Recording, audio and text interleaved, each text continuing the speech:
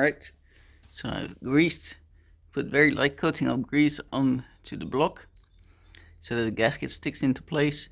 You want to first install the top part, that is the holds the thermostat and as well as the fuel tank bracket on, so that then you can install the water pump housing holder,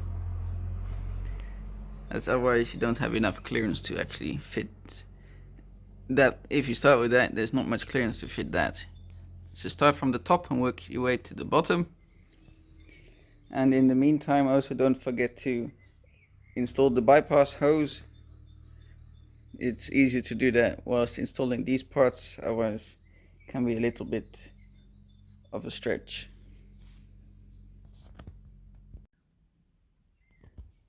Alright, so the water pump housing has been fitted. For the moment just these two bolts, because the actual water pump gets held on with the extra third bolt. So leave that one blank until you fit the actual water pump. Here's the bypass hose that has to be fit. Whilst fitting these two pieces makes it a lot easier. Make sure you twist the hose until you got some clearance between the hose and the block. This is quite fine clearances, the margins are not that big. Now we got the thermostat. So this is a new thermostat because the old one was nowhere to be found, so it had been removed. Now we got the thermostat gasket, place it over here, and then the elbow, which comes like so. So I've tried to clean out these as best I can. They are obviously old and a bit rusty because there was just normal water in there. And also the water from the previous owner said it was low, so not that great. But new pieces of those are quite expensive, so clean them all up, put it all back, it should be fine.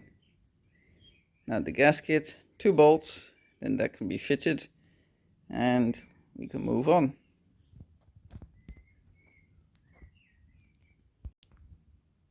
Here's the gasket fitted again, just a tiny bit of grease just to hold the gasket into place, also to fill up any of the corrosion pitting, but you don't want a lot because you don't want the grease to mix with the coolant.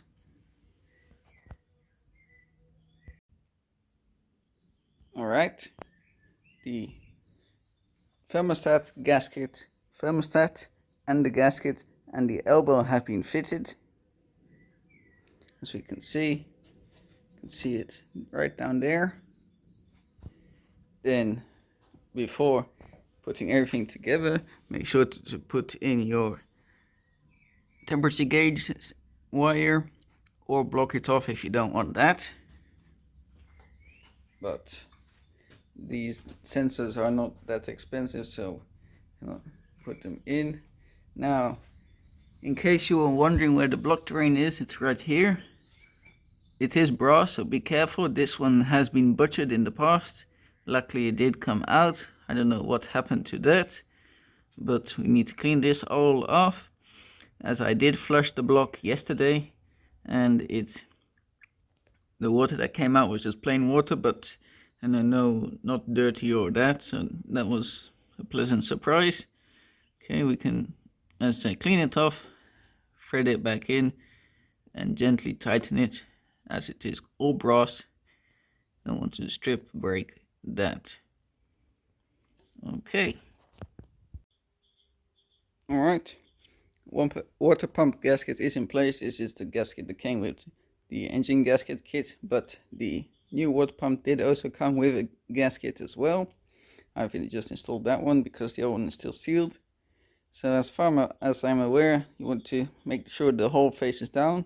The hole was there mostly for the old pumps that had the grease fitting, so I think any of the old grease could drain away.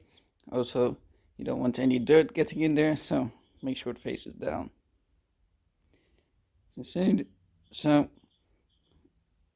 2 nuts to fit, and then that one long bolt that goes straight through the water pump holding housing and into the block is the one long bolt over there.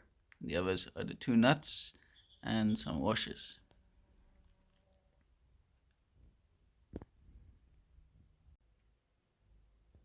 Okay, so the water pump has been fitted. Now you're probably thinking, there's a keyway in here. I can't remember seeing a keyway on the old one. And you'd be right. Here's the old shaft. There is no keyway. So you just need to remove this key so that you can slide the hub over it, and then there is still the space there in order to lock it with this locking slide and the nut, and then you just have a spare key. So there's a keyway because this is a universal water pump. It's also fitted to other Massey Ferguson tractors that I think would have a keyed hub. I think it's the T20 is fitted, but I'm not sure which one actually has the keyed hub. Anyway, we just need to try and see how tight this keyway is, get it out there so we can slide the actual hub that we have on it.